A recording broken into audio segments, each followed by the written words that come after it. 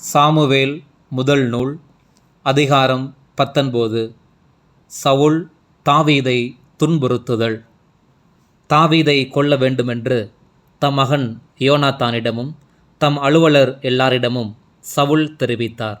ஆனால் சவுலின் மகன் யோனாத்தான் தாவீதின் மீது மிகுதியான அன்பு கொண்டிருந்தார். ஆதலால் தாவீதை பார்த்து, யோனாத்தான், என் தந்தை சவுல் உன்னை கொல்லத் தேடுகிறார். ஆதலால் எச்சரிக்கையாய் இரு. காலையிலேயே புறப்பட்டு மறைவான ஒரு இடத்திற்கு சென்று ஒளிந்து கொள். நீ வெளியில் இருக்கும் சமயத்தில் நான் என் தந்தையின் அருகில் இருந்து கொண்டு உன்னை பற்றி அவரிடம் பேச்சு கொடுப்பேன். அப்படி நான் அறிகிறதையெல்லாம் உனக்கு தெரிவிப்பேன் என்றார். யோனாத்தான் தாவீதை பற்றி தம் தந்தை சவுலிடம் நன்முறையில் பேசி, அரசர் தம் அடியான் தாவீதின் பொருட்டு பாவம் செய்ய வேண்டாம். ஏனெனில் அவன் உமக்கு தீங்கு ஏதும் செய்ததில்லை. மேலும் அவனுடைய செயல்கள் அரசில் மிகவும் பயன் உடையனவாய் இருந்தன. அவன் தன் உயிரை ஒரு பொருட்டாய் எண்ணாது அப்பெலிஸ்தியனை கொன்றான். அதனால் ஆண்டவர் இஸ்ரேல் எல்லாருக்கும் பெரும் வெற்றியை அளித்தார். நீர் அதை கண்டு மகிழ்ச்சியுற்றீர்.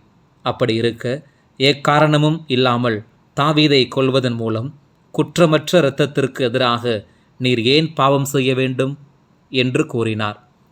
சவுல் யோனாத்தானின் வார்த்தைகளை கேட்டார். அதனால் சவுல், வாழும் ஆண்டவர் மேல் ஆணை, அவன் கொலை செய்யப்பட மாட்டான் என்றார். பின்பு யோனாத்தான் தாவீதை அழைத்து இவ்வார்த்தைகளை எல்லாம் அவருக்கு கூறினார். மேலும் யோனாத்தான் தாவீதை சவுலிடம் அழைத்து செல்ல முன்பு போலவே தாவீது அவரது பணியில் ஈடுபட்டார். மீண்டும் போர் மூண்டது. தாவீது புறப்பட்டு பெலிஸ்தியர்களுடன் போரிட்டு அவர்களில் மிகுதியானோரை வெட்டி வீழ்த்தினார். அதனால் அவர்கள் சிதறியோடினார்கள். பின்னர் ஆண்டவர் அனுப்பிய தீய ஆவி சவுலின் மேல் இறங்கியது. அப்பொழுது அவர் தம் வீட்டில் ஈட்டியுடன் வீற்றிருக்க தாவீது யாழ் எடுத்து மீட்டிக் கொண்டிருந்தார். அப்பொழுது சவுல் தாவீதை ஈட்டியால் சுவரோடு சேர்த்து குத்த முயன்றார். ஆனால் சவுலின் குறியிலிருந்து தாவீது விலகினதால் சவுலின் ஈட்டி சுவரில் பாய்ந்தது. அன்று இரவே தாவீது அங்கிருந்து தப்பியோடினார்.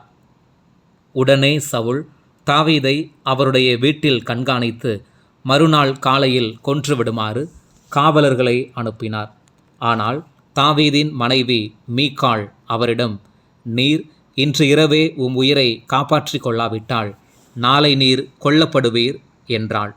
ஆதலால் மீகாள் தாவீதை பலகணி வழியாக இறக்கிவிடவே அவரும் அங்கிருந்து ஓடி தப்பித்து கொண்டார். மீகாள் குடும்ப சிலையை எடுத்து அதை படுக்கையில் கிடத்தினாள். அதன் தலைப்பாகத்தில் ஒரு வெள்ளாட்டுத் தோலை வைத்து ஒரு போர்வையால் மூடினாள். தாவீதை பிடித்து வர சவுல் தூதர்களை அனுப்பியபோது அவர் நோயுற்றிருக்கிறார் என்றாள். மறுபடியும் சவுல் தாவீதை பார்க்கும்படி தூதர்களை அனுப்பி, நான் கொல்லுமாறு அவனை படுக்கையோடு என்னிடம் கொண்டு வாருங்கள் என்றார். அவர்கள் வந்தபோது இதோ படுக்கையின் மேல் குடும்ப சிலையும் அதன் தலைமாட்டில் வெள்ளாட்டுத் தோலும் இருக்க கண்டார்கள். சவுல் மீகாளிடம், என் பகைவனை தப்பிக்குமாறு அனுப்பி ஏன் என்னை வஞ்சித்தாய் என்று கேட்டார். அதற்கு மீகாள் சவுலிடம், என்னை போகவிடு, இல்லையெனில் உன்னை கொன்று விடுவேன் என்று அவர் மிரட்டினார் என்று மறுமொழி கூறினாள். அப்பொழுது தாவீது அங்கிருந்து தப்பியோடி ராமாவில் இருந்த சாமுவேலிடம் வந்து சவுல் தமக்கு செய்தவை யாவற்றையும் அவரிடம் கூறினார். பின்னர் அவரும் சாமுவேலும் நாவோத்துக்கு சென்று தங்கினர். இதோ ராமாவில் உள்ள நாவோத்தில் தாவீது இருக்கிறார் என்று சவுலுக்கு தெரிவிக்கப்பட்டது. உடனே சவுல் தாவீதை பிடித்து வர ஆள்களை அனுப்பினார். அவர்கள் சென்றபோது இறைவாக்கினர் இறைவாக்கு உரைப்பதையும் சாமுவேல் அவர்களுக்கு தலைமை தாங்கி நிற்பதையும் கண்டார்கள். அத்துடன் சவுலின் ஆள்கள் மீதும் கடவுளின் ஆவி இறங்கி வரவே அவர்களும் இறைவாக்குரைத்தார்கள். சவுலுக்கு இது தெரிவிக்கப்பட்ட போது அவர் வேறு ஆள்களை அனுப்ப அவர்களும் இறைவாக்குரைத்தார்கள். பின்பு அவர் 3ஆம் முறையாக ஆள்களை அனுப்ப அவர்களும் இறைவாக்குரைத்தார்கள். அடுத்து அவரே ராமாவுக்கு சென்று சேக்குவில் இருக்கும் பெரிய கிணற்றருகே வந்து, சாமுவேலும் தாவீதும் எங்கே என்று கேட்டார். அதற்கு ஒருவன், இதோ ராமாவில் உள்ள நாவோத்தில் அவர்களை காணலாம் என்றான். ஆதலால் அவர் அங்கிருந்து ராமாவில் உள்ள நாவோத்துக்கு புறப்பட்டார். கடவுளின் ஆவி இறங்கி வரவே ராமாவில் உள்ள நாவோத்துக்கு சென்றடையும் வரை அவரும் இறைவாக்குரைத்தார். தம் மேலுடையை களைந்துவிட்டு அவர் சாமுவேலின் முன்னும் இறைவாக்குரைத்தார். அன்று பகலிரவு முழுவதும் ஆடை அணியாமல் விழுந்து கிடந்தார். அதனால்தான் சவுலும் இறைவாக்கினருள் ஒருவரோ என்ற கூற்று வழங்கலாயிற்று. சாமுவேல் முதல் நூல் அதிகாரம் 20. தாவீதுக்கு யோனாத்தானின் உதவி. பின்பு தாவீது ராமாவிலுள்ள நாவோத்திலிருந்து புறப்பட்டு சென்று யோனாத்தானிடம் வந்து, நான் செய்தது என்ன? நான் செய்த குற்றம் என்ன? உன் தந்தைக்கு எதிராக நான் செய்த பாவம் என்ன? பின்பு ஏன் என்னை கொல்லத் தேடுகிறார் என்று கேட்டார். அதற்கு அவர், ஒரு காலும் இல்லை, நீ சாக மாட்டாய். இதோ என்னோடு கலந்து ஆலோசிக்காமல் என் தந்தை பெரிதோ சிறிதோ எதுவும் செய்ய மாட்டார். இச்செயலை மட்டும் என் தந்தை மறைப்பானேன்? அப்படி நடக்காது என்றார். அதற்கு தாவீது, உன் கண்களில் எனக்கு இரக்கம் கிடைத்துள்ளது என உன் தந்தைக்கு நன்கு தெரியும். ஆகையால் யோனாத்தான் இதை அறிய நேர்ந்தால் அவன் வேதனை அடைவான் என அவர் நினைக்கிறார். ஆனால் இது உண்மை. எனக்கும் சாவுக்கும் ஓரடி தொலைவுதான் உள்ளது. வாழும் ஆண்டவர் மேல் ஆணை, உன்மேலும் ஆணை என்றார். அப்பொழுது யோனாத்தான் தாவீதிடம், உன் விருப்பப்படி நான் உனக்கு எதுவும் செய்ய தயார் என்றார். தாவீது யோனாத்தானை நோக்கி, இதோ நாளை அமாவாசை, அரசரோடு நான் பந்தியில் இருக்கும் நாள். ஆனால் 3ஆம் நாள் மாலை வரை வெளியில் சென்று ஒளிந்திருக்க எனக்கு விடை கொடு. உன் தந்தை என்னை காணாது பற்றி விசாரித்தாள். தாவீது தன் சொந்த நகரான பெத்லஹேமுக்கு சென்றுள்ளான். அவன் குடும்பத்தார் அனைவருக்கும் அங்கே ஆண்டு பலி இருக்கிறதாம். அங்கே விரைந்து செல்ல என்னிடம் அனுமதி கேட்டான் என்று சொல். அவர் நல்லது என்று சொன்னால் உம் அடியான் அமைதி அடைவான். அவர் சினமுற்றால் அவர் எனக்கு தீங்கு செய்ய முடிவு செய்துள்ளார் என நீ அறிந்து கொள்வாய். ஆண்டவர் திருமுன் நீ உன் அடியானுடன் செய்து கொண்ட உடன்படிக்கையின் பொருட்டு என்மேல் இரக்கம் வை. நான் குற்றவாளியாயின் நீயே என்னை கொன்றுவிடு. நீ ஏன் என்னை உன் தந்தையிடம் கொண்டு போக வேண்டும் என்றார். அதற்கு யோனாத்தான், அப்படி உனக்கு நேராது. உனக்கு தீங்கு செய்ய என் தந்தை முடிவு செய்துள்ளார் என நான் அறிந்தால் அதை உனக்கு சொல்லாமல் இருப்பேனா என்றார். பின்பு தாவீது யோனாத்தானை நோக்கி, உன் தந்தை உன்னிடம் கடுமையான பதிலை அளித்தால் அதை யார் எனக்கு தெரிவிப்பார் என்று கேட்டார். அதற்கு யோனாத்தான் தாவீதிடம், வெளியில் செல்வோம் வா என்றார். இருவரும் வயல்வெளிக்கு சென்றனர். யோனாத்தான் தாவீதை நோக்கி, இஸ்ரேலின் கடவுளாகிய ஆண்டவரை முன்னிட்டு நாளை இதே நேரத்தில் அல்லது 3ஆம் நாளில் என் தந்தையின் கருத்தை அறிவேன். அது உனக்கு சாதகமாய் இருந்தால் உனக்கு அதை தெரிவிக்க ஆள் அனுப்ப மாட்டேனா? ஆனால் என் தந்தை உனக்கு தீங்கு செய்ய விரும்பியுள்ளதை அறிந்தும் அதை நான் உனக்கு வெளிப்படுத்தி உன்னை பாதுகாப்புடன் அனுப்பி வைக்காவிடில் ஆண்டவர் என்னை தண்டிப்பாராக. ஆண்டவர் என் தந்தையுடன் இருந்தது போல் உன்னோடும் இருப்பாராக. நான் தொடர்ந்து உயிருடன் இருந்தால் நான் சாகாதவாறு ஆண்டவரின் பொருட்டு என்மேல் இரக்கம் வை. ஆண்டவர் தாவீதின் எல்லா எதிரிகளையும் இம்மண்ணிலிருந்து அழித்தொழிக்கும்போது என் வீட்டாரை அழிக்காதிருக்கும்படி இரக்கம் வை. ஆண்டவர் தாவீதின் எதிரிகளுக்கு தகுந்த பதில் அளிப்பாராக என்று கூறி தாவீதின் வீட்டாருடன் உடன்படிக்கை செய்தார். தாவீதின் மேல் கொண்டுள்ள அன்பினால் யோனாத்தான் மீண்டும் அவருக்கு ஆணையிட்டு கூறினார். ஏனெனில் தாவீதை தம் உயிர் போல் அன்பு செய்து கொண்டிருந்தார். பின்பு யோனாத்தான், நாளை அமாவாசை, உனது இருக்கை காலியாக இருப்பதைக் கண்டு உன்னை பற்றி விசாரிப்பார். 3ஆம் நாள் உன்னை கண்டிப்பாக தேடுவர். ஆதலால் நீ முன்பு ஒளிந்திருந்த இடத்திற்கு போ. அங்கே ஏசேல் கல் அருகில் ஒளிந்துகொள். நான் குறிவைத்து அம்பு எய்வது போல் அப்பக்கம் சென்று 3 அம்புகளை எய்வேன்.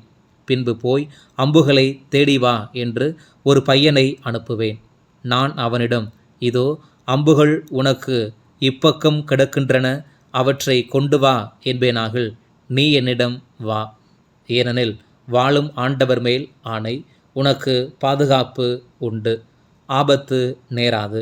மாறாக, இதோ அம்புகள் உனக்கு அப்பக்கம் கிடக்கின்றன என்று அந்த பையனிடம் சொல்வேனாகில், நீ ஓடிவிடு. ஏனெனில் ஆண்டவரே உன்னை அனுப்பி வைக்கிறார். நீயும் நானும் பேசியவற்றிற்கும் உனக்கும் எனக்கும் நடுவிலும் ஆண்டவரே என்றென்றும் சாட்சியாக இருப்பார் என்றார். ஆதலால் அவ்வாறே தாவீது வயல்வெளியில் ஒளிந்து கொண்டார். அமாவாசை நாள் வந்தபோது உணவருந்த அரசர் அமர்ந்தார். அரசர் சுவரோரம் இருக்கும் தமது இருக்கையில் வழக்கம் போல் அமர்ந்தார். சவுலுக்கு எதிரில் யோனாத்தானும் பக்கவாட்டில் அப்னேரும் அமர்ந்தனர். ஆனால் தாவீதின் இருக்கை காலியாய் இருந்தது. இருப்பினும் அவனுக்கு ஏதோ நேர்ந்துள்ளது, அவன் தூய்மையின்றி இருக்கலாம், கண்டிப்பாக அவன் தீட்டாயிருக்க வேண்டும் என்று நினைத்து சவுல் அன்று ஏதும் சொல்லவில்லை. ஆனால் அமாவாசைக்கு அடுத்த நாளும் தாவீதின் இருக்கை காலியாக இருந்தது. அப்பொழுது சவுல் யோனாத்தானை நோக்கி, ஈசாயின் மகன் நேற்றும் இன்றும் உணவருந்த வராதது ஏன் என்று கேட்டார். யோனாத்தான் சவுலிடம், தான் பெத்லகேம் செல்ல வேண்டுமென்று தாவீது வருந்தி கேட்டுக்கொண்டான். நான் செல்ல விடை கொடு. ஊரில் என் குடும்பத்தார் பலி செலுத்துகிறார்கள். மேலும் நான் அங்கிருக்க வேண்டுமென்று என் அண்ணன் எனக்கு கட்டளையிட்டுள்ளார். ஆதலால் உன் கண்களில் எனக்கு இரக்கம் கிடைத்தால் என் சகோதரர்களை காண என்னை போகவிடு என்றான். இக்காரணத்தினால்தான் அவன் அரச பந்திக்கு வரவில்லை என்று பதிலளித்தார்.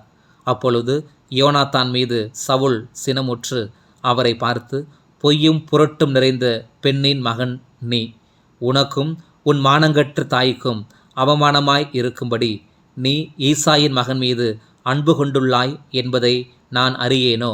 ஈசாயின் மகன் உயிரோடு வாழும் நாள் வரை நீயும் நிலைத்திருக்க மாட்டாய், உன் ஆட்சியும் நிலைத்திருக்காது.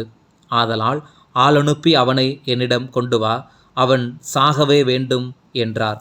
அப்பொழுது யோனாத்தான் தம் தந்தை சவுலிடம், அவன் ஏன் சாக வேண்டும், அவன் என்ன செய்தான் என்று கேட்டார்.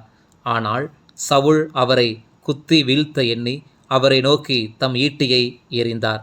ஆதலால் தாவீதை கொன்றுவிட தம் தந்தை முடிவு செய்துவிட்டார் என்பதை யோனாத்தான் அறிந்து கொண்டார். உடனே யோனாத்தான் வெஞ்சினமுற்று பந்தியை விட்டு எழுந்துவிட்டார். அமாவாசையின் மறுநாளாகிய அன்று அவர் உணவருந்தவில்லை. ஏனெனில் தாவீதை தம் தந்தை இழிவுபடுத்தியது குறித்து அவர் மிகவும் மனம் வருந்தினார். அடுத்த நாள் காலை யோனாத்தான் தாவீதை சந்திக்குமாறு ஒரு பையனை தம்முடன் அழைத்து கொண்டு வயல்வெளிக்கு சென்றார். அவர் அப்பையனிடம், நீ ஓடிப்போய் நான் எய்கிற அம்புகளை எடுத்து வா என்றார். அப்பையன் ஓடும்போது அவனுக்கு அப்பால் ஓர் அம்பை எய்தார். யோனாத்தான் எய்த அம்பு கிடந்த இடத்திற்கு அப்பையன் சென்றபோது யோனாத்தான் அவனை கூப்பிட்டு, உனக்கு அப்பால் அன்றோ அம்பு கிடக்கிறது என்றார். மீண்டும் பையனை உரத்த குரலில் கூப்பிட்டு, நிற்காதே, விரைந்து செல் என்றார். அப்பொழுது யோனாத்தானின் அந்த பையன் அம்புகளை பொறுக்கி கொண்டு தன் தலைவரிடம் திரும்பினான். யோனாத்தானுக்கும் தாவீதுக்கு மட்டுமே அதன் பொருள் தெரியும். ஆனால் அப்பையனுக்கு ஒன்றும் தெரியாது. பின்பு யோனாத்தான் தம் படைக்கலன்களை பையனிடம் கொடுத்து, இவற்றை நகருக்கு எடுத்து செல் என்று பணித்தார். பையன் அங்கிருந்து சென்றவுடன் தாவீது தென்புறம் தாம் ஒளிந்திருந்த இடத்து நின்று வெளியே வந்து முகம் குப்புற விழுந்து 3 முறை வணங்கினார். அதன்பின் அவர்கள் ஒருவரை ஒருவர் முத்தம் செய்து அழுதார்கள். தாவீது மிகவும் அழுதார். பின்பு யோனாத்தான் தாவீதிடம், நீ சமாதானமாய் செல். ஆண்டவர் பெயரால் நாம் இருவரும் செய்து கொண்ட உடன்படிக்கையின் பொருட்டு ஆண்டவர் உனக்கும் எனக்கும் உன் வழிமரபினருக்கும் என் வழிமரபினருக்கும் நடுவே என்றென்றும் சாட்சியாய் இருப்பாராக என்றார். பின்னர் தாவீது தம் வழியே சென்றார். யோனாத்தான் நகருக்கு திரும்பினார். சாமுவேல் முதல் நூல் அதிகாரம் 21. சவுலிடமிருந்து தாவீது தப்பித்தல். பின்பு தாவீது நோபே என்னும் ஊரிலிருந்து குரு அகிமெலக்கிடம் சென்றார். அகிமெலக்கு தாவீதை நோக்கி நடுக்கத்துடன் வந்து அவரிடம், நீர் ஏன் தனியே இருக்கிறாய்? உன்னுடன் யாரும் வரவில்லையா என்றார். அதற்கு தாவீது குரு அகிமெலக்கிடம், அரசர் எனக்கு ஒரு பணியை கட்டளையிட்டுள்ளார். நான் உன்னை அனுப்பிய நோக்கத்தையும் உனக்கு அளித்த கட்டளையையும் ஒருவரும் அறியக்கூடாது என்று அவர் கூறியுள்ளார். எனவே ஒரு குறிப்பிட்ட இடத்தில் என்னை சந்திக்குமாறு என் தோழர்களுக்கு சொல்லியுள்ளேன். உண்பதற்கு இப்பொழுது உம்மிடம் என்ன இருக்கிறது? 5 அப்பங்களோ வேறு என்ன உம்மிடம் உள்ளதோ எனக்கு தாரும் என்றார். குரு தாவீதை நோக்கி, தூய அப்பமே என்னிடம் உள்ளது, சாதாரண அப்பங்கள் இல்லை. இளைஞர்களான நீங்கள் பெண்களோடு உறவு கொள்ளாமல் இருந்தால் அதை உண்ணலாம் என்றார். தாவீது குருவை நோக்கி, சாதாரண பயணத்தின் போதே இவ்விளைஞர்கள் பெண்களுடன் உறவு கொள்வதில்லை. இன்று சிறப்பு பணியை மேற்கொண்டுள்ளதால் நேற்றும் முந்தின நாளும் தூய்மை காத்துள்ளார்கள் என்றார். ஆதலால் குரு தூய அப்பத்தை அவருக்கு அளித்தார். ஏனெனில் ஆண்டவரின் திருமுன்னிலை அப்பத்தை தவிர வேறு அப்பம் அங்கு இல்லை. அது எடுக்கப்படும் நாளில் அதற்கு பதிலாக சூடான அப்பம் அங்கு வைக்கப்படும். சவுலின் பணியாளர்களில் ஒருவனும் ஆண்டவரால் தடை செய்யப்பட்டவனுமான தோயேகு என்ற யோதமியன் அந்நாளில் அங்கே இருக்க நேர்ந்தது. அவன் சவுலின் இடையர்களுக்கு தலைவன். அப்பொழுது தாவீது அகிமெலக்கிடம், இங்கே ஈட்டியோ வாளோ உம்மிடம் உள்ளதா? அரசரின் கட்டளை அவசரமானதாய் இருந்ததால் என் வாளையோ என் படைக்கலன்களையோ கையோடு கொண்டு வரவில்லை என்றார். குரு அவரிடம், ஏலா பள்ளத்தாக்கில் நீ கொன்ற பெலிஸ்தியனான கோலியாத்தின் வாள் அதோ ஏபோதுக்கு பின்னால் துணிகளில் பொதிந்து வைக்கப்பட்டுள்ளது. நீ விரும்பினால் அதை எடுத்து கொள்ளலாம். அதை தவிர வேறு வாள் இங்கு இல்லை என்று கூறினார். அதற்கு தாவீது, அதற்கு நிகரானது வேறதில்லை, அதை எனக்கு தாரும் என்றார். பிறகு தாவீது எழுந்து அந்நாளில் தப்பியோடி காத்தின் மன்னன் ஆக்கீஸிடம் சென்றார். ஆக்கீஸின் அலுவலர்கள் அவனிடம், இவர் இஸ்ரேல் நாட்டு அரசர் தாவீது அல்லரோ?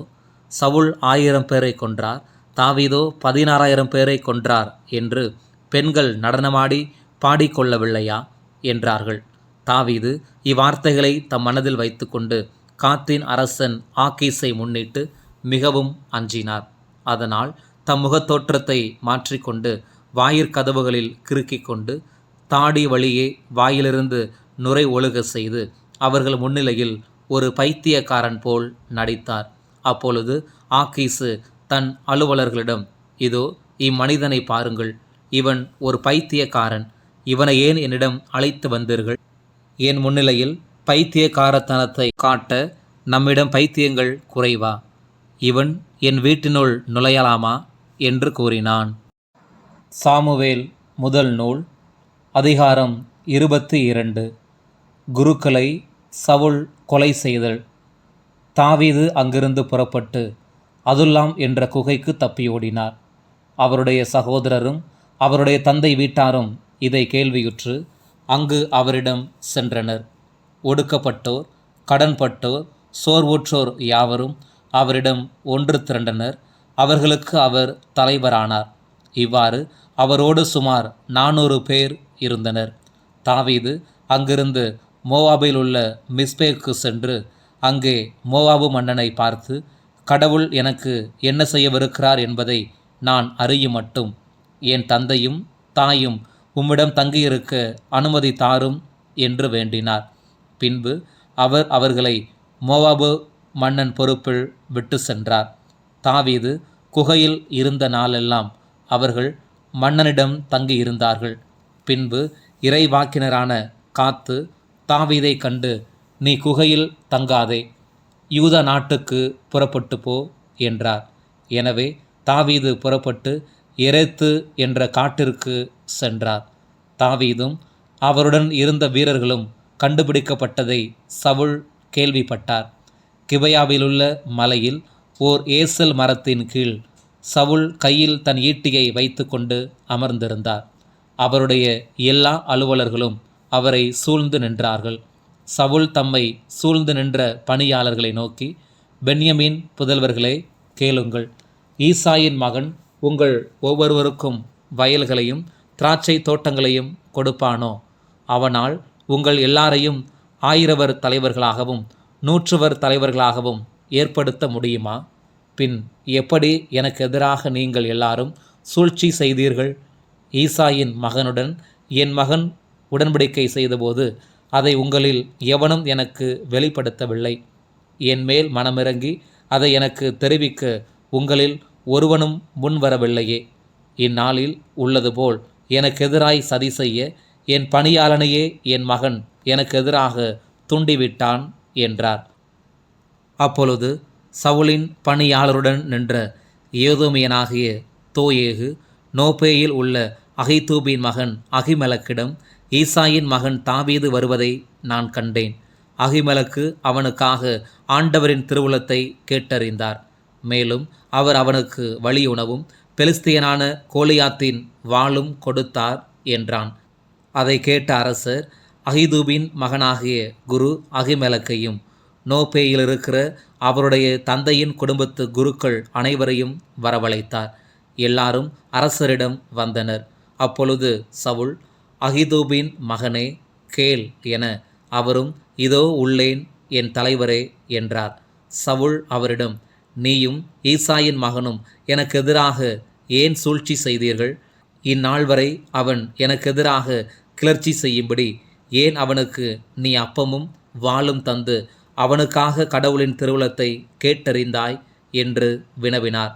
அதற்கு அகிமெலக்கு அரசரிடம், உம் பணியாளர் அனைவருள்ளும் தாவீதை போல் உண்மை உள்ளவன் யார்? அரசராகிய உமக்கு மருமகனும் மெய்காப்பாளர் தலைவனுமாகிய அவன் உம் வீட்டாரிடையே மேன்மை பெற்றவன் அல்லனோ? அவனுக்காக நான் கடவுளின் திருவுளத்தை கேட்பது இன்றுதான் முதல் தடவையா? இல்லை. அரசர் தம் பணியாளன் மேலும் என் தந்தை வீட்டார் எவர் மேலும் குற்றம் சுமத்த வேண்டாம்.